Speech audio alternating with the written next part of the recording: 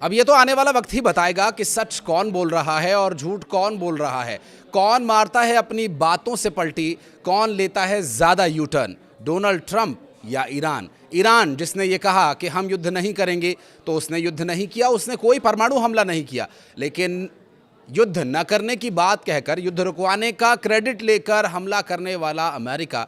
क्या Donald Trump की बातों पर यकीन करना अब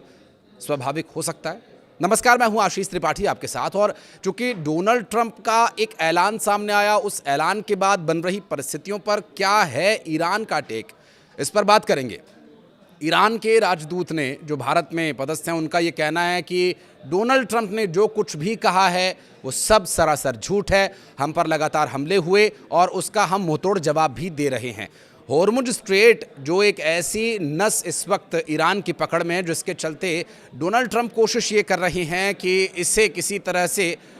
अंतर्राष्ट्रीय स्तर पर ऐसा विषय बनाया जाए जिसके चलते कि और भी देशों का दबाव ईरान पर पड़े, तो शायद ईरान उस जगह को खाली कर दे और शायद ईरान के कब्जे से वो जगह छूटे, तो हमारा तेल और गैस की आपूर्ति का जो मसला है वो हल हो जाए और उसके बाद फिर हम जो हमें करना है, जो हम करते आए हैं, शायद हम वो आगे करते रहें। दरअसल प्रेसिडेंट डोनाल्ड ट्रंप का ये कहना है कि आगे आने वाले 5 दिन तक हम कहीं कोई हमला नहीं करने वाले हैं, क्योंकि हमारी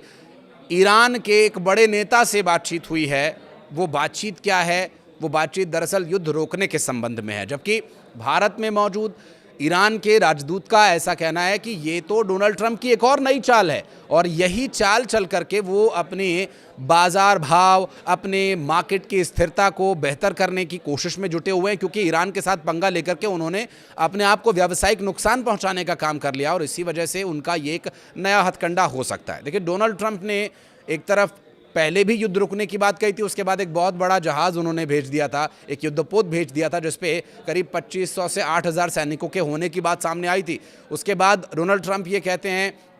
कि ये युद्ध इजराइल की वजह से हमें लड़ना पड़ रहा है, लेकिन उनके प्रतिनिधियों के द्वारा किए गए दावों के खारिज होने के बाद ये बात साफ हो गई, क्योंकि इजराइल हाल फिलहाल में हमले तो कर रहा है लेकिन बयान उसकी तरफ से एक भी नहीं आ रहा है। नेतन्याहू की मौत के बारे में दावा किए जाने की खबरों के बाद नेतन्याहू ने एक वीडियो ज़रूर जारी किया था, लेकिन जितना एक्टिव तरीके से डोनाल्ड ट्रंप इसमें पार्ट ले रहे हैं, जितने बड़े बड़े बयान वो दे रहे हैं और बार बार वो इस मामले को लेकर के अपनी प्रतिक्रिया दे रहे हैं, उससे जाहिर है कि ऐसा लग रहा है कि ये युद्ध इजराइल का कम अमेरिका का ज़्यादा है। हाल फिलहाल में ये बात तो स्थिति स्पष्ट हो गई है कि होर्मुज स्ट्रेट पर ईरान के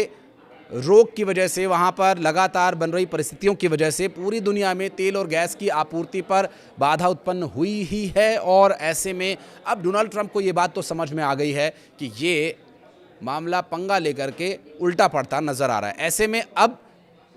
प्रेसिडेंट ट्रंप की तरफ से ये दावा किया जाना कि हम 5 दिन के लिए हमला नहीं करेंगे, हम बड़े नेता से बात कर रहे हैं, हम युद्ध रुकवाने की कोशिश में जुटे हुए हैं। इस बीच ईरान के द्वारा किए जा रहे पलटवार इस बात का दावा कर रहे हैं कि उन पर अब भी हमले हो रहे हैं, क्योंकि पहले ही ईरान ने ये घोषणा कर दी थी। क्योंकि देखिए, पहले ऊर्जा संयंत्रों पर, शिक्षा संस्थानों पर और अस्पतालों पर हमले की बात एक धमकी भरे लहजे में ईरान को ये कही गई थी कि ईरान अगर अब भी नहीं अपनी ज़िद छोड़ता है तो ईरान के बिजली संयंत्रों पर हमला करेंगे। ये पहले भी कई मंचों पर अलग अलग तरीके से डोनाल्ड ट्रंप चेता चुके हैं ईरान को। तो ईरान का साफ जवाब इस पर यह आया था कि अगर हमारे बिजली संयंत्रों पर हमला किया गया तो फिर हमारी जो प्रतिक्रिया होगी वो उससे भी ज़्यादा घातक और भीषण होगी। इस बारे में डोनाल्ड ट्रंप को पछताना पड़ सकता है। शायद ये धमकी या फिर वर्तमान बाजार स्थिति को देखते हुए डोनाल्ड ट्रंप के द्वारा लिया गया ये निर्णय कि वो 5 दिन हमला नहीं करने वाले हैं, ये एक अगले 24 घंटे गुजरने पर स्थिति और स्पष्ट हो जाएगी कि वो अपनी बात पर कायम हैं भी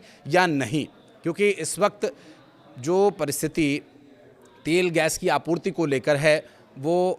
काफ़ी चिंता का कारण है, क्योंकि जो सुप्रीम पावर होने का दावा अमेरिका करता है, डोनाल्ड ट्रंप करता है, वो तब संभव है जब ये होर्मुज स्ट्रेट से तेल और गैस की आपूर्ति लगातार होती रहे। इस बीच भारत के लिहाज से एक बेहतर, एक राहत की खबर ये है कि भारत के 2 और जहाज़ LPG गैस लेकर के वहाँ से रवाना हो चुके हैं, होर्मुज स्ट्रेट पार कर लिया है और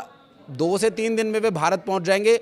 लेकिन संभावना वर्तमान परिस्थितियों को देखते हुए है कि 26 से 28 तारीख के बीच वे भारत पहुंच जाएंगे, जिससे कि भारत में जो तथाकथित अब तक LPG या तेल गैस की आपूर्ति की परेशानियों की चर्चा हो रही थी, क्योंकि अभी तक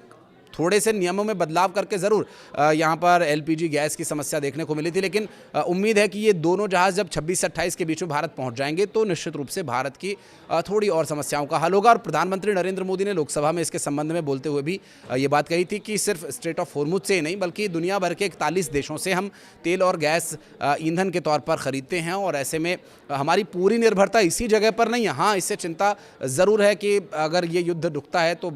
और शांति स्थापित होती है, क्योंकि भारत लगातार सिर्फ और सिर्फ शांति का ही पक्षधर रहा है। वर्तमान समय में अब डोनाल्ड ट्रंप के 5 दिन युद्ध रोके जाने के क्या ये संकेत माने जाएं कि आने वाले समय में बहुत जल्द युद्ध रुक सकता है? ये एक अहम प्रश्न रहेगा। कुछ कहना चाहें तो कमेंट सेक्शन में बताइएगा।